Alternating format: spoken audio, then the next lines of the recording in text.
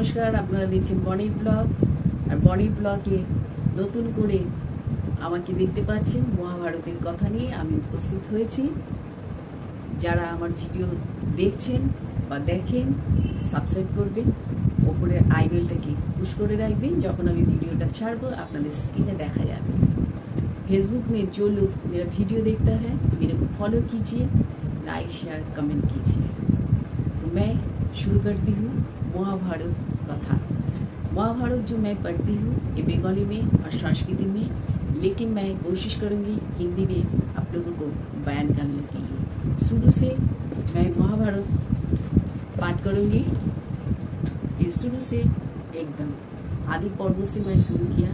पिछले जो एपिसोड 1 जो लोग देखा नहीं, मेरा चैनल के आके देख लीजिए। যারা প্রথম পর্ব দেখেননি তারা আমার চ্যানেলের ভেতরে গিয়ে দেখতে পারেন। শুরু করছি দ্বিতীয় পর্ব। শুরু करने जा रहा हूँ एपिसोड 2। ধন্যবাদ। ব্রহ্মার পুত্র ছিল ভৃগু, ভৃগুর পুত্র হচ্ছে চ্যবনমুনি, চ্যবনের যে ছেলে ছিল সে হচ্ছে গুরু, গুরুর যে পত্নী ছিল সে হচ্ছে স্বর্গের যে অপ্সরা মেনকা তার মেয়ে। এবার সে অপূর্ব সুন্দরী ছিল, তাদের দুজনের প্রচুর প্রেম ছিল। একদিন সাপ এসে গুরুর পত্নীকে কেটে দিল। সাপে কাটার পর ও মারা গেল। পত্নী মারা গেছে, গুরু কাঁদছে খুব। জমির দুধ ওর পত্নীকে নিতে এলো। গুরু তখন বলছে, আমার পত্নী তো আমার প্রিয় ছিল, ও মারা গেছে, আমি কি করে থাকব? তখন জমির দুধ বলল, বিধাতার লিখন, এ তো মারা যাবে, তবে একটা উপায় আছে। কি উপায়?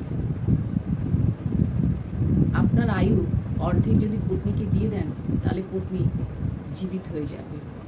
বললো, হ্যাঁ আমি ঠিক, আমি দেব। তাহলে চলুন জমালয়। জমের দুধ গুরুকে নিয়ে জমের কাছে গেলেন। যমরাজ বললেন, ঠিক আছে, আপনি যদি অর্ধেকটা আয়ু দিতে চান তাহলে আপনার পত্নী বেঁচে যাবে, আপনি চলে যান, গিয়ে আপনার পত্নীকে আমি বাঁচিয়ে দেব। গুরু চলে এলো, পত্নী বেঁচে গেল। গুরুর মাথায় কিন্তু রয়েছে ওকে সাপে কেটেছিল। তখন থেকে প্রতিজ্ঞা করলো, যত সাপ আছে সব সাপকে আমি মেরে ফেলব। ब्रह्मा का पुत्र जो भृगु मुनि, उसका पुत्र च्यवनमुनि, च्यवनमुनि का पुत्र है रुरु। रुरु का जो पत्नी था वो स्वर्ग में जो नृत्य कला में और देखने में खूबसूरत था मेनका, उसका लड़की था रुरु का पत्नी। दोनों में बहुत प्रेम था। और एक दिन सांप आके काट लिया। सांप काटने से पत्नी मर गई। रुरु रोने लगे। जम का दूत आया पत्नी को लेने के लिए। गुरु बोला, नहीं, मैं पत्नी को बहुत प्रेम करती हूँ, पत्नी मर गए, मैं कैसे जीऊँगी? तो उसको रोने के देखा और दया आ गया दूध का। दूध बोला, ठीक है, आपका पत्नी जीवित हो जाएगा अगर आपका आधा उम्र उसको दे दे तो। गुरु बोले, ठीक है, मेरा आधा आयु मैं उसको दे दूँगी। तो दूध बोला, चलिए जमालय। जमालय दूध उसको लेके गए। यमराज को बोला, मेरा आधा जो आयु है मेरा पत्नी को जीवित कर दीजिए। यमराज बोला, ठीक है, मैं जीवित कर दूंगी, आप वापस जाइए। गुरु वापस चली आई, पत्नी भी जीवित हो गया। फिर गुस्सा आया उस सांप का ऊपर, वो काट दिया उसको पत्नी को। गुरु प्रतिज्ञा किया, जितने भी सांप है सबको मैं मार डालूंगी, जितने भी सांप है। फिर रुरु ने डंडा लेके चले सांप मारने के लिए। तो रुरु যখন প্রতিজ্ঞা করেছে সাপ মারবে, ডান্ডা নিয়ে চললো সাপ মারতে। সাপ মারতে মারতে অনেক সাপ মেরে ফেলেছে। ফের গভীর জঙ্গলে যাচ্ছে আরো সাপ মারবে বলে। তখন দেখা পেল একটি সাপ ওকে মারতে যাবে। তখন ওই সাপটি বলল, আমি নিরীহ, আমি তো তোমার কোনো ক্ষতি করিনি, তুমি আমাকে মারতে আসছো কেন? আমি তো তোমার কোনো ক্ষতি করিনি। গুরু তখন বলল, আমার পত্নীকে, তোমাদের জাতের লোকই আমাকে পত্নীকে মেরেছিল, আজকে আমার পত্নী জীবিত, তখন থেকে আমি প্রতিজ্ঞা করেছি সাপ দেখলেই আমি মারবো, আর সাপ মারার জন্যই আমি এই ডান্ডা নিয়ে বেরিয়েছি। তখন সাপটি বলছে, অহিংসাকে মারলে পাপ হয়, মহাপাপ। দাঁড়াও দাঁড়াও, তুমি আমাকে মেরো না, আমি সাপ না, কিন্তু অভিशापे আমি এরকম হয়েছে। गुरु सांप मारने के लिए चले, डंडा लेके बहुत सांप मार लिया। एक बड़ा सा सांप देखा, तब उसको जब मारने जाएगा, सांप बोले रुको रुको, मैं क्या किया, तुम मेरे को क्यों मार रहे हो, मैं तो तुम्हारा कोई नुकसान नहीं किया। गुरु बोला हाँ तुम किया नहीं, लेकिन तुम्हारा जैसा जो तुम्हारा जो जात है वो मेरा पत्नी को काट लिया था, मैं आधा उम्र देके उसको जीवित किया, तब से मैं प्रतिज्ञा की जितने सांप है उसको मार डालूंगी। तब वो सांप बोला देखो मैं सांप नहीं हूँ, मैं अभिशाप में सांप बना हूँ। बोले कैसे बताओ, कौन सांप दिया तुमको सांप बनने के लिए? तब वो पता नहीं लगा। আমি মুনির ছেলে, আমার একটি বন্ধু ছিল খগন, তা পাতা দিয়ে আমি সাপ বানিয়েছিলাম মজা করার জন্য, আর ওর গায়ে আমি ছেড়ে দিয়েছিলাম সাপটাকে। ও ভয় পেয়ে মূর্ছা হয়ে যায়। মূর্ছা থেকে যখন জ্ঞান ফিরে আমাকে সাপ দেয়, যে মজা করলে, যে সাপ দিয়ে আমায় ভয় দেখালে সেই সাপ তুমি হবে, কোনো বিষ থাকবে না তোমার মধ্যে, সাপ হয়ে তুমি থাকো। আমি তখন কাঁদতে থাকলাম। তখন খগন বলল তুমি সাপ হয়ে থাকো, কাউকে কাটবে না, নিরীহ সাপ হয়ে, যখন তোমার সঙ্গে রুরু মুনির দেখা হবে সেই সময় তোমার মুক্তি হবে, তুমি মুক্তি পাবে, তুমি আবার তোমার শরীর ছেড়ে তুমি মুনি হতে পারবে। তাহলে দেখো আমি সামান্য একটা কাজ করেছি, শুধু পাতা দিয়ে সাপ বানিয়ে ওর গায়ে ছেড়েছি, অল্প অল্প পাপে আমাকে এই সাপের জীবন কাটাতে হয়েছে।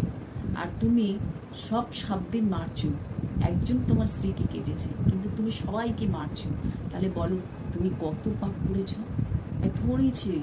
थोड़ी सी पाप किया इसलिए मैं सर्प हो गए। जैसे मैं असली में एक मुनि का पुत्र हूँ। मेरा एक दोस्त था, उसका नाम था खगम, तो मैंने एक दिन मजाक में पाते से सर्प बना के उसको मैं शरीर में छोड़ दिया, उसको डर से मुझा गए। फिर उसका जब ज्ञान आया, सांप बना के तुम मेरे को डराया इसलिए तुम सांप बन जाओ, लेकिन तुम्हारा कोई पॉइजन नहीं होगा, मतलब काटोगे तो कोई मरेगा नहीं, ऐसा सांप बन जाओ। तो मैंने तब बोला जे थोड़ी सी मजाक के लिए तुम मेरे को सांप दे दिया, मैं सांप बन जाओ तो कैसे चलेगा दोस्त? तो दोस्त ने बोला खगम ने, जब गुरु आएगा तुम्हारा पास तब तुमको उद्धार होगा, ये शरीर त्याग के फिर तुम मुनि बन जाओगे। सांप जो था वो गुरु को बोला देखो इतने सी गलती के लिए मेरे को सांप बनना पड़ा, सांप लाग के सांप बनना पड़ा, और तुम इतने सारे सांप को मार रहे हो एक सांप के लिए जो काटा, तुम तो उसको मार नहीं पाया, लेकिन जो काटा नहीं सबको तुम मार रहे हो, ये सही नहीं है। लेकिन आप जानते हैं इस सर्प को मारने के लिए आपके पहले जन्मजय राजा इस सर्प को विनाश का यज्ञ किया था, आप जानते हैं? तब रुरु बोला नहीं। रुरु के बोलছে আপনি কি জানেন পূর্বে জন্মেজয় রাজা সর্প বিনাশের যজ্ঞ করেছিলেন, অনেক সর্প ওর মধ্যে মারাও গেছে, আর একজন মুনি এসে যার নাম জরাৎকারু মুনি, সে এসে সেই যজ্ঞটাকে থামিয়েছিল, তাই জন্য কিছু সর্প এখনো অবশিষ্ট হয়েছে, না হলে পৃথিবীতে যত সর্প ছিল সব মৃত হয়ে যেত ওই যজ্ঞেতে।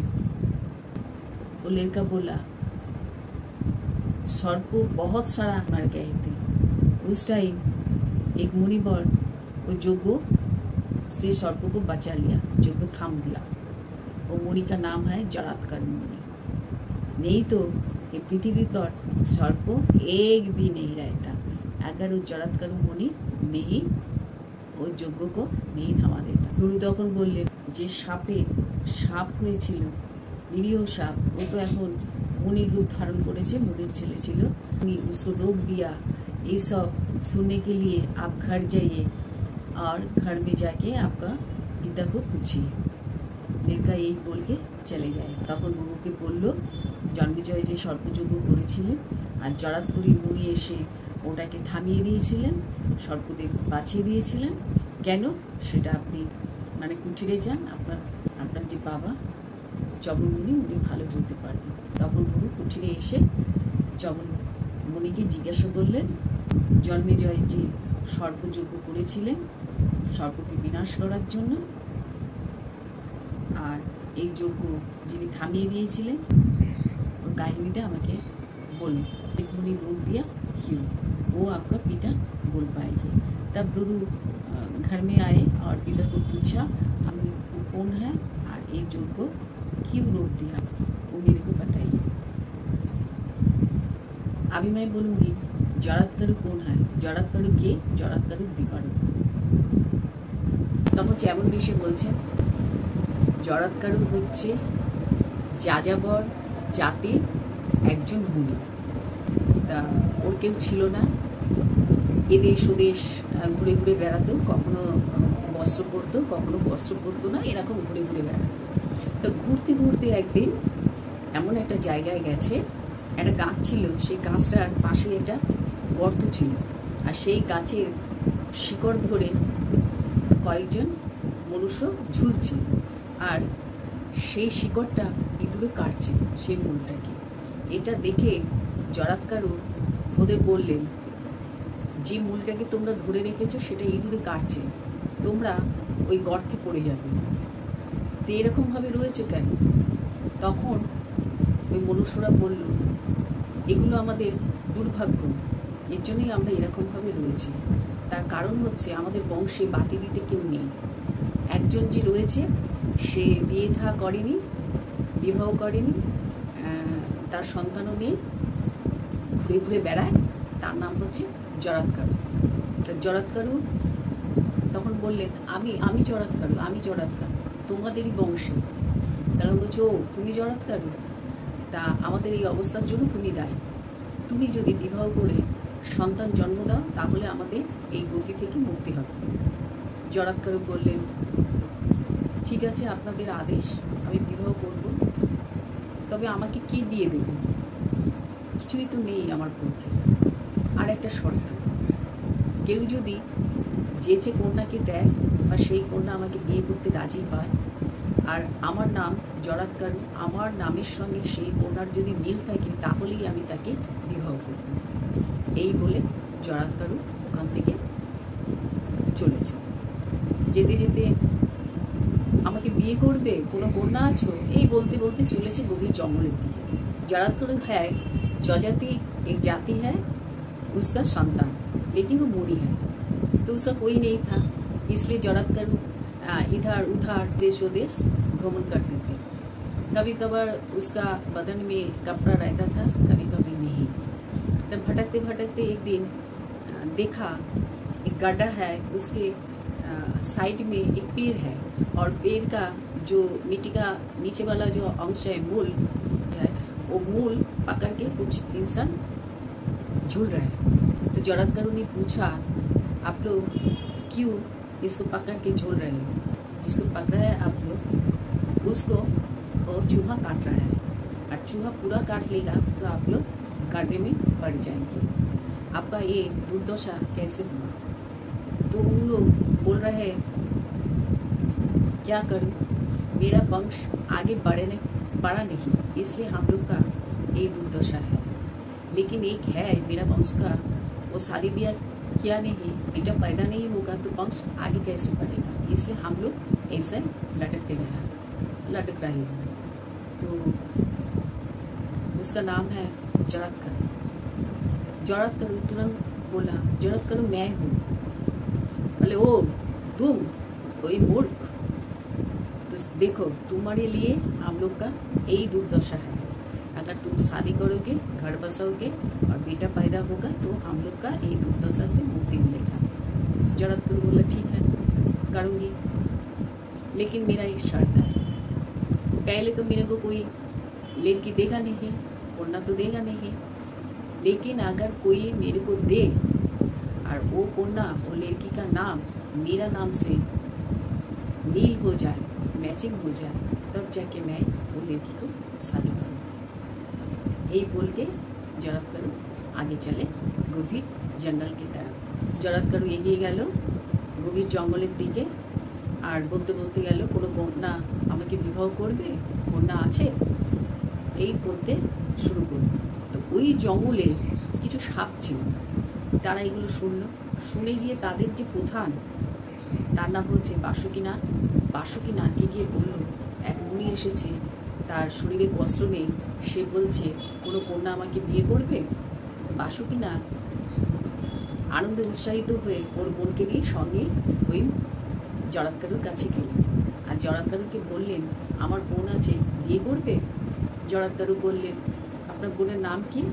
তখন বাসুকীনাথ বললেন আমার বোনের নাম জরৎকারী। তো জরৎকারু আর জরৎকারী বিবাহ ওখানে হলো। হওয়ার পর বাসুকীনাথ চলে গেল। जरत्कारू ये सुनकर गभीर जंगल की तरफ गए और बोले मेरे को कोई शादी करेगा, कोई कन्या है मेरे को शादी करना करेगा, ऐसे बोल रहे थे। तो जंगल में जो सांप था वो सुन लिया, वो जाके वो सांप का जो हेड है वो उसका नाम है बासुकीनाथ, उसको जाके बोला एक मुनि आया, इसका शरीर में कोई वस्त्र नहीं है लेकिन वो बोल रहा है कोई मेरे को शादी करे। तो बासुकीनाथ सुन के उसका बहन के साथ लेके आए जरत्कारू के पास। जरत्कारू को बोला देखो मेरा बहन है, उसको मैं शादी देना चाहती हूँ आपके साथ। तो जरत्कारू बोला इसका नाम क्या? बोले जरत्कारी। ठीक है मैं शादी करूँगा। वो दोनों को शादी करा के बासुकीनाथ चले गए। तो ये है जरत्कारू का विवरण। এটাই ছিল জরৎকারু মুনিকে পরে আসুন কেন জন্মেজয়ের যজ্ঞ বাধা দিয়েছিলেন আর নাগ বংশকে রক্ষা করেছিলেন। बाद में आऊँगी क्यों जरत्कारू मुनि जन्मेजय यज्ञ रोक दिया था, थमा दिया और नागपुर का बचाया। बाद में आऊँगी। अभी मैं बोलूँगी এখন আমি বলবো আপনাদের নাগগণের উৎপত্তি কী করে হলো আর অরুণের জন্ম কী করে হলো। अभी मैं बताऊँगी नागगण कैसे जन्म लिया। अरुण का जन्म बासुकीनाथ तार भग्नी जे जरत्कारीके जरत्कारुर काछे बिये दिल की कारण, सेई कारण और नागकुल किभाबे एगोलो सेटा आपनादेर आमि एखन बोलछि। दक्षेर दुहिता दुई कद्रु और बिनता। दक्षेर दुजन मेये छिलो, तादेर दुजनेर नाम कद्रु और बिनता। सेई कद्रु बिनता कश्यप मुनिके खूब सेवा यत्न करलेन। कश्यप मुनि बोललेन जे तोमरा दुजने बर चाओ। कद्रु बोललो आमाके बर दिन आमी सहस्र नागेर माता होते चाই, सहस्र नागेर जन्म दिते चाই। कश्यप बोललेन तथास्तु। और बिनता बोललेन आमार दुटो सन्तानेर जन्म दिते चाই और दुटो सन्तान सहस्र नागेर थेके जेन शक्तिशाली हय। कश्यप बोललेन तथास्तु। कश्यप এই বলে তিনি চলে গেলেন। दो का दो लड़की था, एक कद्रु एक बिनता। दोनों ने बहुत सेवा किया कश्यप मुनि को। कश्यप मुनि प्रसन्न होकर बोले वर मांगो। तो कद्रु बोला मेरे को सहस्र नाग का माता बना दो, मैं जन्म देना चाहती हूँ सहस्र नाग का। कश्यप बोला तथास्तु। बिनता बोला मेरे को दो लड़का का माता बनाइए जो सहस्र नाग से ज़्यादा शक्तिशाली होगा, बलवान। कश्यप बोला तथास्तु। कश्यप बोल के चले गए। कद्रु गर्भवती हलो, गर्भ থেকে जन्म हलो একটা ডিমের থলি। সে ডিম ভর্তি থলিটাকে সে সোনার কলসিতে রেখে দিল। যথাসময় ওখান থেকে सहस्र नागेर जन्म निल। तो अंडा का एक थोली कद्रु ने प्रसव की। वो अंडा का जो थोली है, बैग है, उसको वो स्वर्ण कलश में रख दिया। जब टाइम हुआ स्वर्ण कलश से सांप निकल आए और सहस्र सांप का जन्म हो गया। सहस्र सांप देखे बिनता बोलছে আমার দুটো ডিম হলো, সে ডিমটু তো এখনো ফোটেনি, কোনো সন্তানই হলো না, অথচ কদ্রুর सहस्र नागेर माता হয়ে গেল। এই চিন্তা করে ও একটা ডিম ফাটিয়ে দিল। একটা ডিম ফাটাতে ডিমের ভেতরে দেখে পাখি টাইপের, অর্ধেক পাখি আর অর্ধেক ওর গঠন হয়নি, এরকম একটা বাচ্চা জন্ম হলো। সেই বাচ্চাটা রেগে গিয়ে ওর মাকে বলল যে তুমি তোমার বোনকে হিংসে করে ডিমটা ফাটিয়ে দিলে, আমি পরিপূর্ণভাবে হতে পারলাম না, আধা শরীর হলো পাখির, হ্যাঁ তোমার এত হিংসা, তুমি ডিম ফাটিয়ে দিলে, আমাকে ফাটিয়েছো, আর একটা যে ডিম আছে সেটা কিন্তু ফাটিও না, ওটা যথাসময় ফেটে বেরোবে, আর ওর মধ্যে যে সন্তান তোমার আছে ও বলিষ্ঠবান হবে, আর আমার আধা শরীর জন্ম নিয়েছি তোমার জন্য, এর জন্য আমি তোমাকে অভিশাপ দেব, তুমি যার জন্য আমাকে হিংসে করে আমাকে পরিপূর্ণ পেতে দিলে না, তুমি তার দাসী হয়ে থাকবে। तो नाक का मम्मी बन गया। ये देखकर उसका जो बहन था विनोता उसको जाए, लेकिन अभी तक उससे बच्चा पैदा नहीं हुआ, फूटा ही नहीं। वो जलन से एक अंडा तोड़ दी। अंडा तोड़ने के बाद देखा अंडा से पूरा बच्चा नहीं हुआ, आधा, वो एक पक्षी पंछी।